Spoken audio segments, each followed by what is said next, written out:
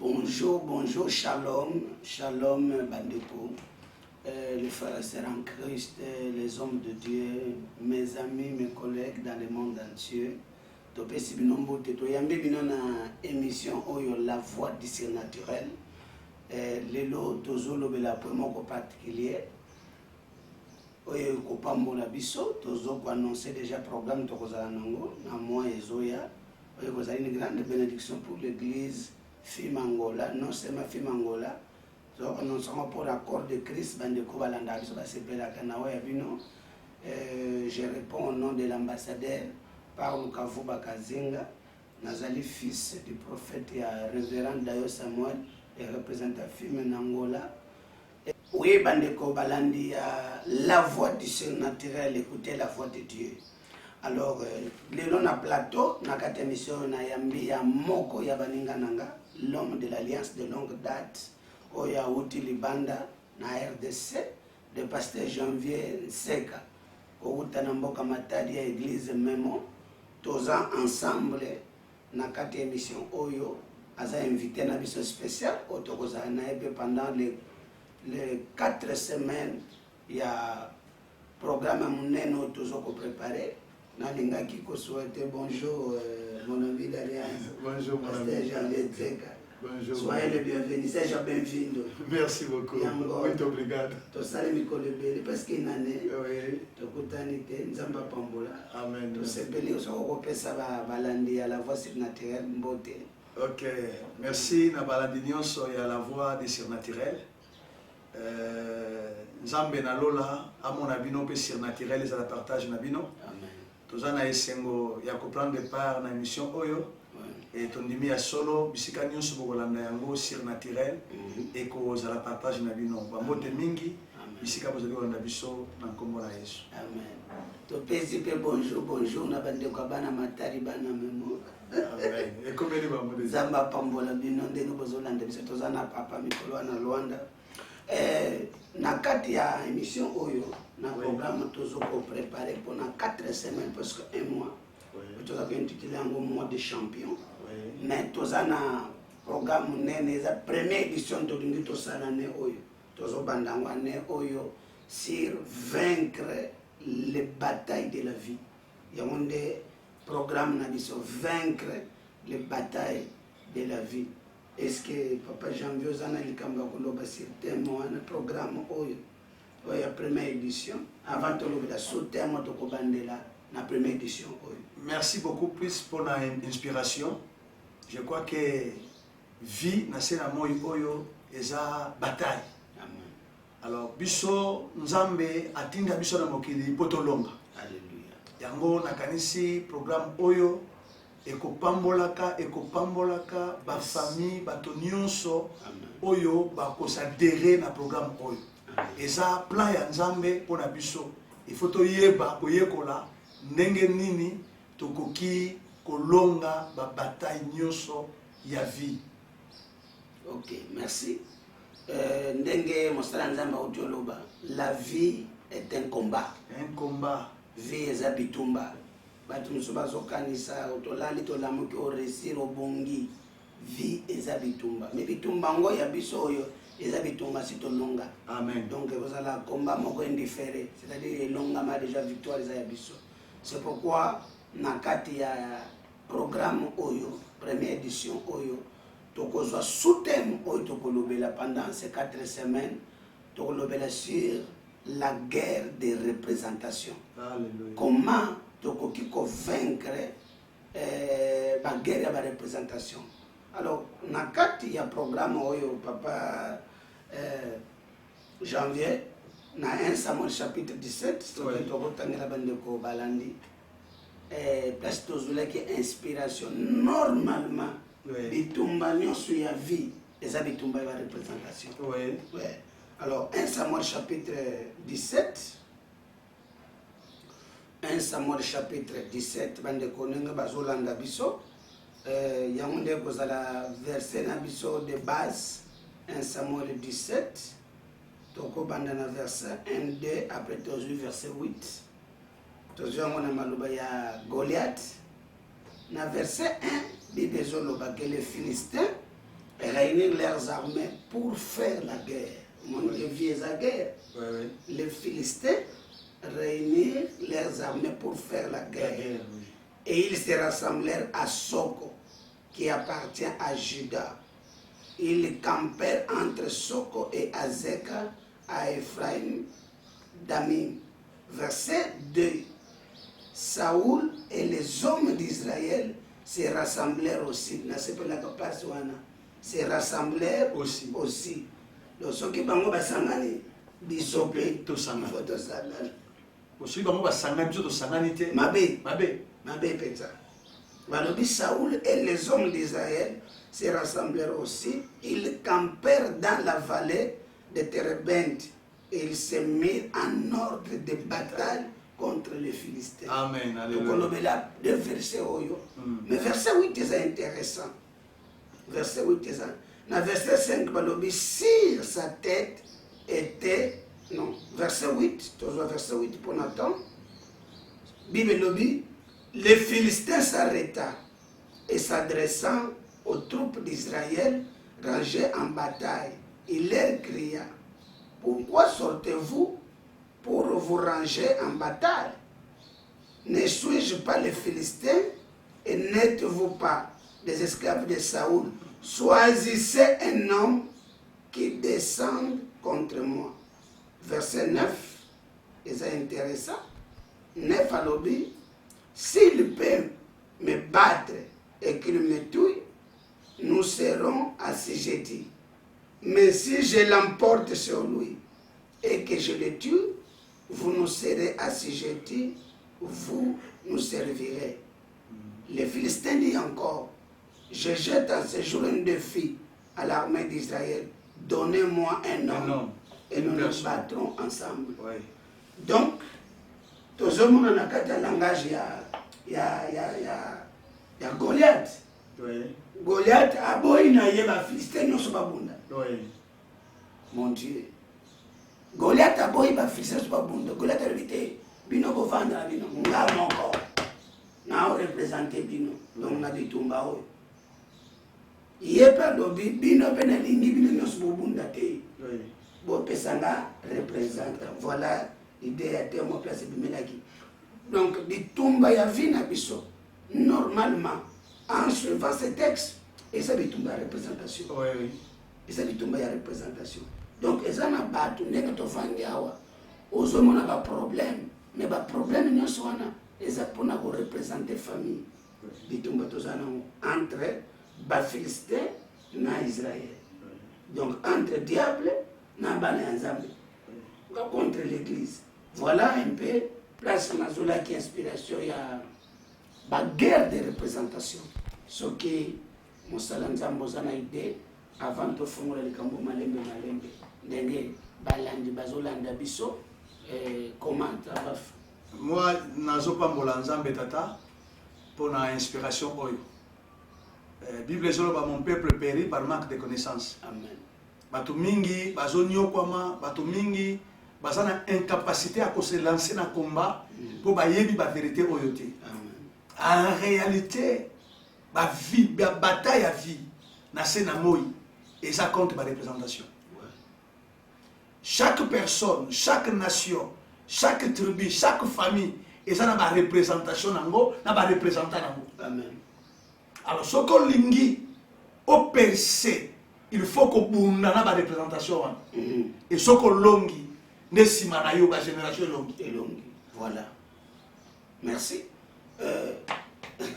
Eza matata. Eza matata, yoza matata, pesa matata. Yoza la matata. Na kanisa na nzela ya révélation oyo.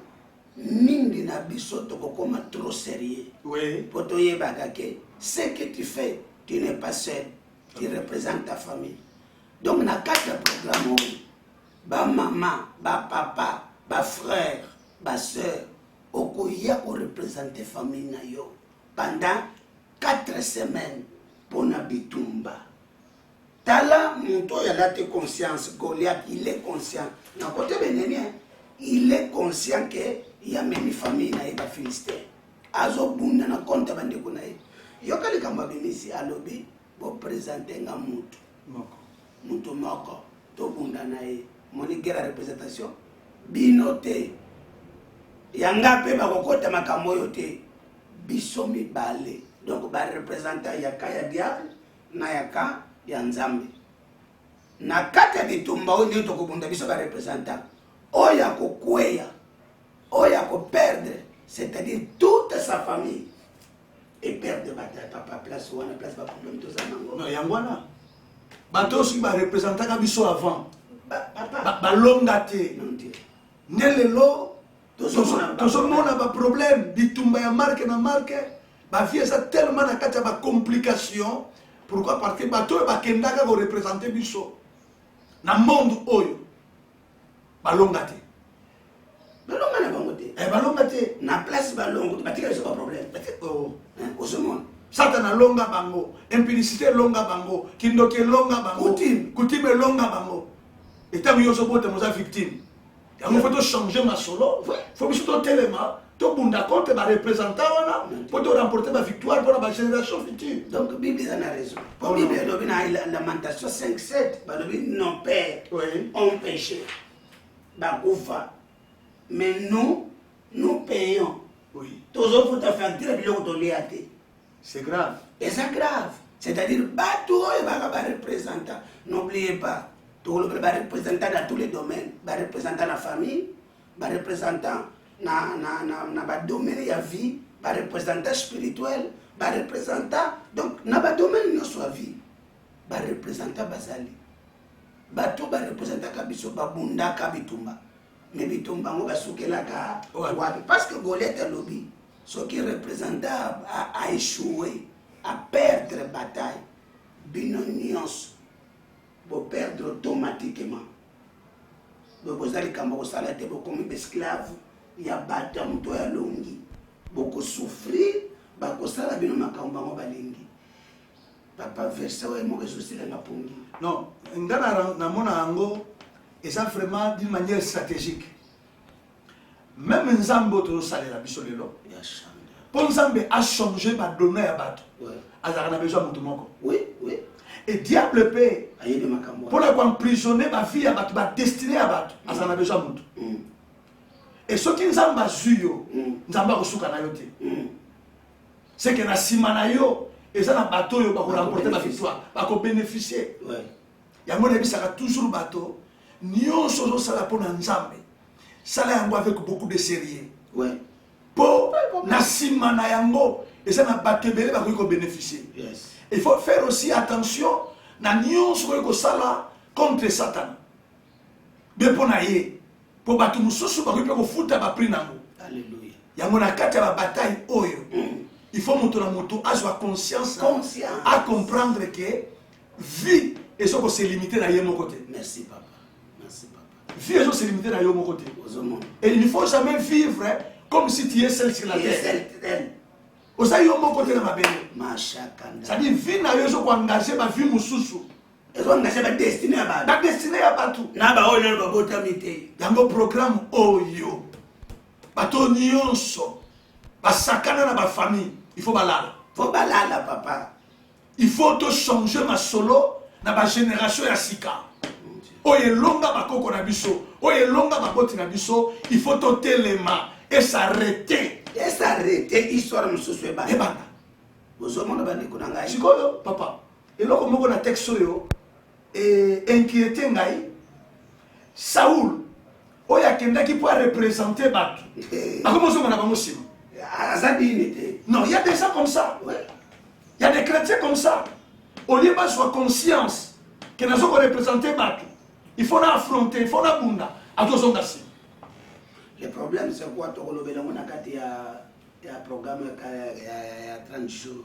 40 jours. Il y a 30 jours, 4 semaines, oui. Oui, il y a un problème c'est la crise de représentation. Ok. La crise de représentation. Au commun que Israël a une crise. Côté de la félicité, côté de l'ennemi, représentant Azali. Côté de la biso, dans la modalité, il y a 40 jours. C'est grave. Et puis ça papa. Comment côté de l'ennemi représentant na bango aza azobeta tolo mama papa ozolanda ngai représentant Satan na famille aza aobeta tolo ndenge nini kote ya bana nzambe yo moto yaka église oza nanu prêté oza nanu prêté kutu bango kutu bazodefie na tie défi kutu botidelanga moto moko soki boza bato mais bino na nzambe biso na nzambe toza nanu prêté. C'est ça la crise papa toza nango na ba famille ebele bandoki baza prêt bazoteka ne famille bazodétruire bato mais kote ya bato baka église bayaka na bango kolemba baza na bango prête balingi risque te. C'est ça crise tokotouche la crise de représentation. Et ceux qui bossent na représentante tout le monde a même dans le parlement lelo ceux qui bossent na représentante kuna nana koloba pona cause na nani akobunda pona bino. Il faut bino moko. Il faut biso moko to telema. To décider à changer ma solo. Moi je crois, nazo continuer à insister. Ndeko zola na biso sokoza ovandaka na Luanda. To vandaka na ba province moko ya Ngola. Dispose toi ya ko prendre part na programme oyo et ko pambola yo pe ko changer ma solo na kati ya mabota batebele. Tozomona na makambo tozolobela papa. Israël a bêté 40 jours na 40 nuits. Goliath ayaka chaque donc apparaîtra 80 fois pendant 40 jours. Azoko apparaître na tomo, azoko apparaître na butu. Na lingo yebisa Goliath ke ngana zoya David ya famille. Osakani mingi, o lancer ba défi mingi. Na 30 jours oyo. Moi je vais représenter ma famille. Ngai na kome ma famille na ngai na bitumba oyo. Bavanda nanu kuna. Ngai nde na zoya. Goliath s'est présenté 80 fois pendant 40 jours. Et matin, soir. Matin, soir. Côté na biso, batu baza prêté. Au lobby nini pasteur. Ozolo bani cher évangéliste. Ozolo bani maman Mukambi. Ba sœur en Christ, ba frère en Christ. Est-ce que si au bongami na programme oyo hôtel o même famille na je crois na kanisi bana nyonso ya mifangola bazala mobiliser soko milingaka polingaka famille na yo voici le moment favorable l'occasion à ne pas manquer à ne pas rater oyo ko changer ma solo ya bato. La Bible dit la foi vient de ce qu'on entend. Ce qu'on entend vient de la parole de Dieu. Makambo ko yoka et ko bota kondima kati na yo na révolution et ko bota révolution kati na yo et ko ma détermination kati na yo peut sérieux na vie spirituelle pe na vie à prière. Ce n'est pas en vain Dieu t'a choisi. Tam sur la kati ya famille yonde mutunzamba pona yonde mutunzamba zobenga. Et on a la responsabilité. Responsabilité, papa. Zamba benga pour na lola te. On a la mission à accomplir. Ba destiné à toujours dépendre de nayo. Alors, ce qu'on sangi na programme oyo, c'est que l'inga alibota na yote. Merci, papa. Obilinga ape yo mo côté. Parce que ceux qui yo côté les maté, Goliath a côté les maka. Comme menacé. Et tant que Goliath a menacé wana. Batbalala la société. Na tombo pas démoralisé. Voilà. Batu bon na famille so na tombo démoralisé, azo batia ko bandela wapi, akosuka wapi, ba nyongwe pai, maladie pai, kufa e pai, ba blocage pai, chômage pai, célibat pai, toute forme ya mabetele na kati na famille. Siko yo fandi, okangi maboko, omibengi pe mo Kristo. Problème où il faut révolutionner papa par Christ nyonso. Tout le monde papa. N'a pas comprendre que non, tout ça n'a pas de responsabilité. Il y a que tellement pour arrêter ma fléau où il y a tellement. Il y a un échec nanga. Mais il y a un échec il y a pas de nyonso. Destruction nanga, pas de nyonso baza détruit.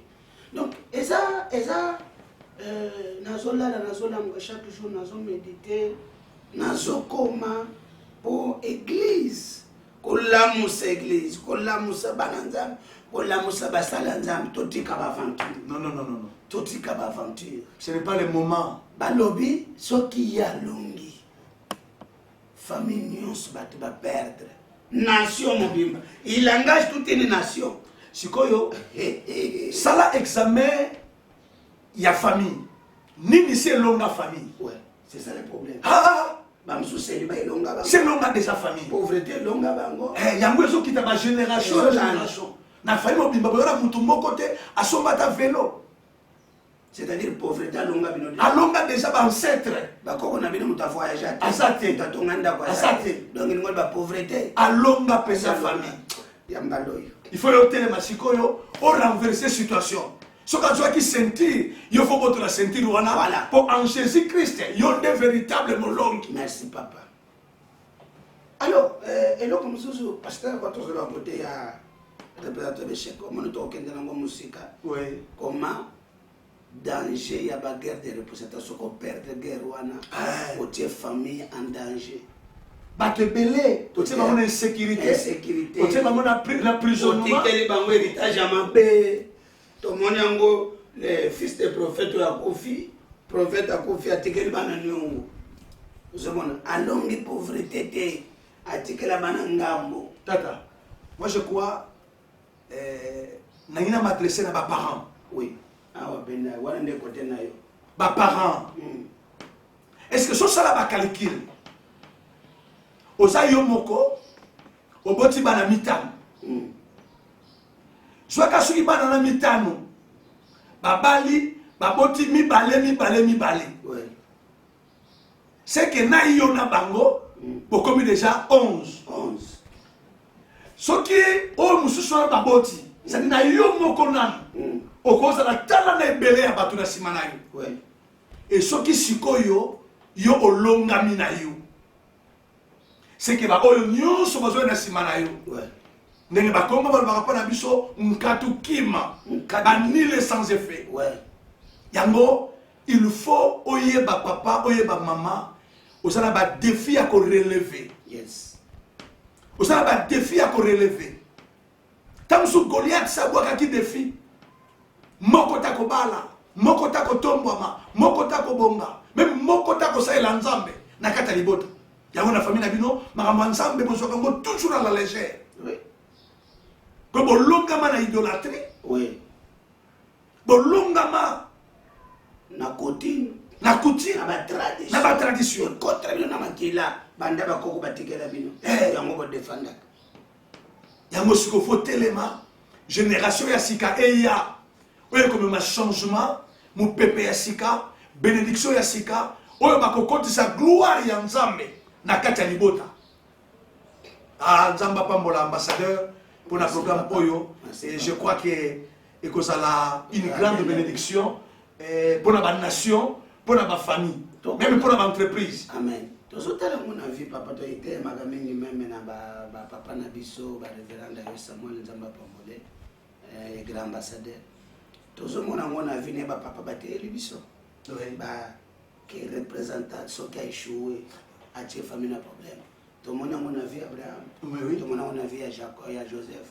Moi, mon papa, que au cause de la représentant, mais oui, je suis dans le domaine de mon oui. Balongi dans le domaine de mon par exemple, le domaine de l'Okuta. Abraham a cause ça. Isaac a salué papa. À cause ça. Donc l'Okuta est longa yi. Et longa papa Abraham, le père de la foi Kakawan, l'Okuta est longa vie. Bien sûr que ça reste qui cousine nae. Mais il fallait appeler ça histoire complète. Ti Abraham a zobeta que nos sœurs nae a bon parti à mariage. Isaac n'a pas botamité papa. Mais oui. Et l'eau est longue représentant. Bana bako longa ngote. Papa, tu sais pas réclamation à wa. Donc, Oh est longue, il y a mal faut telema, o chama boko no que non, il faut elle kangate. ngate. Pour ce que l'équipe naï et aux abana nangai. Ce que l'équipe bango, ne permet pas à tes enfants de se livrer à la bataille moko oyo ko bunda ko longi nango. Oui. Yongo silisango. Silisango bana ba gêner ta bénéficier, ba bénéficier na oyo sala lelo. Papa na lo ba même l'église. Oui, na zo église par exemple la fille mangola. biso il faut tobunda po génération ekoya babunda te soki biso totongi bana bakoya bakobunda susu te soki biso to avancer bana na biso bonga na facilité pour toucher place au papa par exemple moko makambo longa représentant na biso papa la lokota wana tomona ngona via ya Isaac pe aboa wanga ni mwasi bazotourner na ba filisa de wazane konanga elongwe na Isaac papa oui ezui Jacob oh Jacob ko tuye aibi pouvoir bokonja ndo bien sûr ezaki na kata plan da mitolo bana ninga na boy la logique ndenge ba utilisable lokuta oui tinenge ya iba oyibike moyibi ba yiba kaye tape bakosa kaye ya kuti ba beta yesuka nango tala famille ngota makila kote uti représentant ba longa na lokuta bana ya Jacob 10 en tout cas ba spécialiste oyibike ba beta koko na papa na bango ke bakanga motema papa sala ka matanga bakanda na bango des années usomona dimension pona nini eza bana batute ezali représentant alonga ye na maladi wana papa mama oza responsable Goliath alobi songa na longi Goliath akozala lokuta akozala kwiti Goliath akozala pauvreté alobi soki ngamo na longi yo bana nono esclave na expression esclave lokuta esclave ya mukindumba